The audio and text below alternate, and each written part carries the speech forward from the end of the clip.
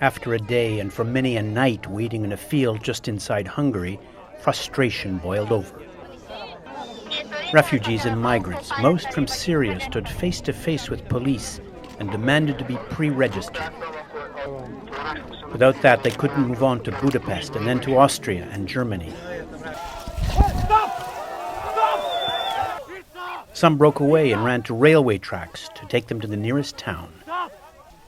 They were told to go back. They did, but not happily. We don't want to stay here. Either let us go to the camp by walking, not to stay here at night, or to let us go free to Budapest by taxis, buses, trains. The size of the group was too much. They burst through police lines again and began running down the highway. Their goal was Budapest and beyond. Others were held back and voiced their unhappiness. We must leave as soon as possible, simply because living here in without tent, without blanket, is too difficult.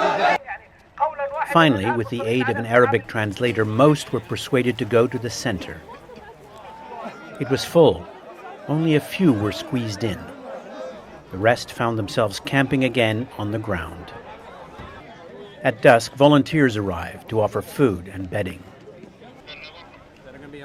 Back at the collection point, a kilometer from the border with Serbia, the field was packed again with new arrivals.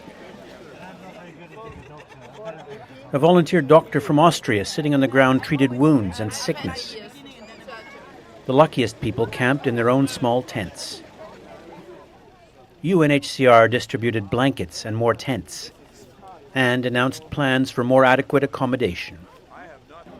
In the night, volunteers prepared to distribute food, and hundreds more new arrivals were escorted in by police.